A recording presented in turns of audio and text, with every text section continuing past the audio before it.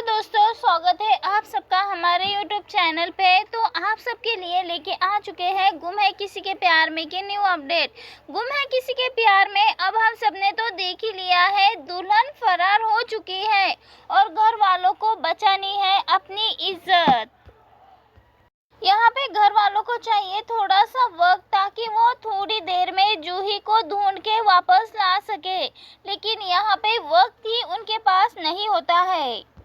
अब यहाँ पे जूही तो पूरी प्लानिंग करके घर से भागी है और ऐसे में जूही तो वापस आने वाली नहीं है। तो वही दूसरी ओर जो हमारी अनचाही दुल्हन तेजस्विनी है, अब यहाँ पे सारी सच्चाई कैसे पता लगने वाली है, कैसे पर्दाफाश होने वाला है, इन सारी जानकारी आज इसी वीडियो में आप सबको देने वाले हैं। इसीलिए वीडियो को लाइक करें, चैनल को सब्सक्राइब करें और बेल आइकन ज़रूर प्रेस कर दें, क्योंकि दोस्तों गुम है किसी के प्यार में का तीसरे सीजन का सबसे बेस्ट एपिसोड आज होने वाला है। ये वाला पॉइंट तो बहुत ही ज़्यादा इंटरेस्टिंग होने वाला है, क्योंकि इसी के बाद हमें इस कहानी में बदलाव देखने को मिलने वाला है। अब यहाँ पे इस शो के व्यूवर्स इस शादी के बाद में कहानी को देखना पसंद करेंगे या फिर इस कहानी को छोड़ के जाना पसंद करें, ये तो आप आगे के एपिसोड में ही पता चलेगा। यहाँ पे हम देखने वाले हैं, जब यहाँ पे जूही नहीं है ऐसे में घर वाले तेजस्विनी को बिठा देते हैं जूही की जगह, और यहाँ पे तेजस्विनी घर वालों से सवाल जवाब करते हुए नजर आने वाली है और कहने वाली है कि अगर जूही नहीं आई तो मैं क्या करूं। ऐसे में घर वाले तेजस्विनी से कहने वाले हैं कि जूही आई या ना आई, तुम्हें ही सारी की सारी परंपराओं को निभाना होगा। यहाँ पे दादाजी कहने वाले हैं कि उनका बेटा मोहित अगर यहाँ पे होता तो आज जूही की इज्जत बचाने के लिए, उसके रक्षा करने के लिए ये सब ज़रूर करता। और यहाँ पे माँ भी, अब यहाँ पे तेजस्विनी की माँ भी कहते हुए नज़र आने वाली है कि तुम्हारे बाबा की भी यही इच्छा थी कि तुम्हारी शादी नील के साथ हो जाए। सभी घर वालों की बात मानने के बाद यहाँ पे तेजस्विनी फैसला ले लेती है कि जब तक जूही नहीं आती है तब तक कि जूही की जगह वो घूंघट लेके बैठ जाएगी। यहाँ पे किसी को कुछ भी पता नहीं चलेगा, जैसे ही जूही आएगी तो वो वहाँ से निकल जाएगी, ये सोच लेती है तेजस्विनी। अब यहाँ पे तेजस्विनी जूही के सारे कपड़े वगैरह पहन लेती है, जूही की तरह ही तैयार हो जाती है और घूंघट लेके शादी के मंडप में आ जाती है नील से शादी करने के लिए।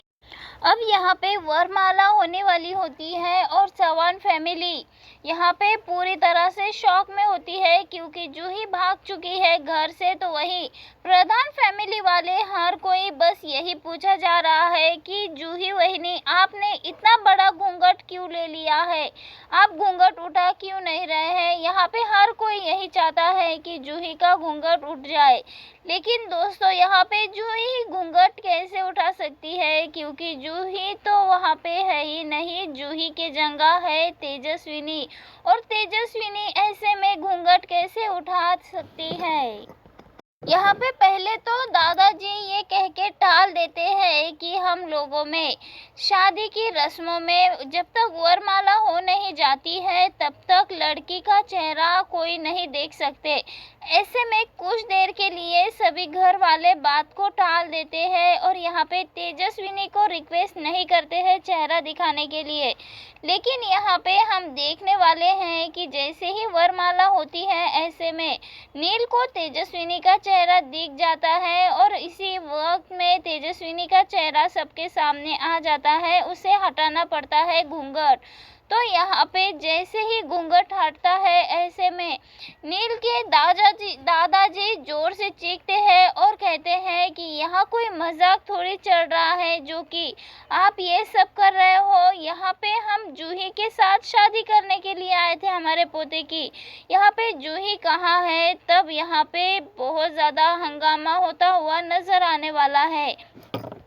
वहीं दूसरी ओर यहाँ पे नील के घर वाले इनकार कर देते हैं कि तेजस्विनी और नील की शादी नहीं हो सकती। तो वही यहाँ पे नील के बाबा और उसके काका उसके भाई भी सोच लेते हैं कि यहाँ पे नील तो हमेशा से ही तेजस्विनी को चाहता था, उससे शादी करना चाहता था और तेजस्विनी भी तो चौहान फैमिली की ही बेटी है। ऐसे में अगर नील की शादी तेजस्विनी से हो जाती है तो इसमें कोई भी गलत बात नहीं है। ऐसे में घर वालों को समझाते हुए नजर आने वाले हैं और फिर घर वाले बहुत ज़्यादा बहस के बाद फिर मान जाते हैं और तय कर लेते हैं। फाइनली शादी होगी और नील और तेजस्विनी की ही होगी।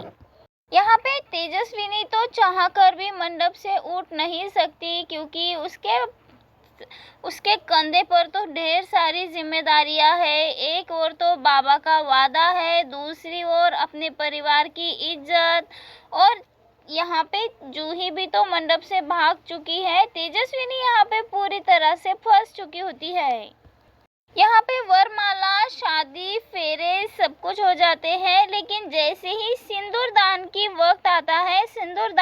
वक्त आता है तब यहाँ पे बड़ा ड्रामा होता हुआ नजर आएगा। अब यहाँ पे हम देखने वाले हैं जैसे शादी की रस्में हो रही होती हैं, तब यहाँ पे जैसे ही सिंदूरदान होने वाला होता है तब तेजस्विनी नील के पास से मुंह फेर लेती है और यहाँ पे घर वाले भी काफ़ी शॉक होते हैं, आखिर तेजस्विनी ने मुंह क्यों फेर लिया है। लेकिन दोस्तों यहाँ पे फिर भी सिंदूरदान की रस्म पूरी हो जाती है। अब यहाँ पे शादी वगैरह हो जाती है, थोड़ी सी यहाँ पे हंसी मजाक भी हो जाता है और यहाँ पे नील के भाई बहन यहाँ पे तेजस्विनी को छेड़ते हुए नजर आने वाले हैं, कहते हुए नजर आने वाले हैं, तेजस्विनी बहनी आपको क्या आता है क्या नहीं आता है। जूही से तो हमारा इंट्रोडक्शन अच्छे से हो गया था लेकिन आपसे नहीं हुआ है। अब यहाँ पे नील के भाई बहन यहाँ पे तेजस्विनी को छेड़ते हुए नजर आने वाले हैं, उसकी राय पूछते हुए नजर आने वाले हैं। आखिर किस बात में तेजस्विनी को दिलचस्पी है, किस में नहीं है, ये सारी बातें पूछते हुए नजर आने वाले हैं। अब यहाँ पे तेजस्विनी के गाने की बात होती है, तब यहाँ पे सभी जिद करते हैं कि यहाँ पे तेजस्विनी का गाना सुना जाए। यहाँ पे तेजस्विनी को गाना गाने के लिए मजबूर किया जाता है, लेकिन तभी जैसे ही तेजस्विनी अपने गाने को शुरू करती है तभी वहाँ पे गिटार की आवाज़ आती है। गिटार बजाता हुआ नजर आने वाला है कोई। तो जैसे ही गिटार की आवाज़ सुनते हैं तो यहाँ पे प्रधान हाउस के सभी घर वालों को लगता है कि उनका ऋतुराज आ गया है, उनके घर का चिराग आ गया है। यहाँ पे सभी समझ जाते हैं कि कोई और नहीं बल्कि ऋतुराज आ गया है और सच में ऋतुराज आ भी जाता है। लेकिन दोस्तों यहाँ पे ऋतुराज सोच रहा होता है कि वो अपने कॉन्सर्ट में इतना बिजी था कि उसने अपने भाई की शादी मिस कर दी है, लेकिन वो इस शादी में रॉकिंग कॉन्सर्ट करके अच्छा सा गाना गा के इस शादी में हैप्पी कर देगा। वो इस शादी को भी अपनी तरह ही बना देगा। यहाँ पे वो सबको चौंकाना चाहता है, लेकिन दोस्तों यहाँ पे किसी और को नहीं बल्कि ऋतुराज खुद ही चौंक जाता है तेजस्विनी को दुल्हन के रूप में सजा हुआ देखकर। और यहाँ पे ऋतुराज अपना सर पकड़ लेता है और कहता है कि जिस लड़की को मैं अपने दुल्हन के रूप में इमेजिन करता था, आज वही लड़की मेरी भाई की दुल्हन बन चुकी है, मेरी वहिनी बन चुकी है। और यहाँ पे ऋतुराज ठान लेता है कि ये कैसे हो सकता है, तेजस्विनी की शादी भाई से कैसी हो सकती है। और यहाँ पे ऋतुराज सोच लेता है कि वो तेजस्विनी की शादी तो हो चुकी है लेकिन उसे कभी भी खुश नहीं रहने देगा, उसकी ज़िंदगी पूरी तरह से बर्बाद करके रख देगा। और दोस्तों यहाँ पे ऋतुराज और उसकी आई मिलकर तेजस्विनी की ज़िंदगी बदतर कर देते हैं। तो वहीं दूसरी ओर हम देखने वाले हैं और इसी के चलते होने वाला है गृह प्रवेश में ढेर सारा ड्रामा। गृह प्रवेश में इतना सारा ड्रामा होने वाला है जिसे कि पूरी तरह से चौंक जाएंगे। शादी वाले ड्रामे को तो आप उस ड्रामे के सामने भूल जाओगे, लेकिन दोस्तों ये सब हम अगले वीडियो में बताएंगे। तब तक के लिए बाय बाय, मिलते हैं नेक्स्ट वीडियो में।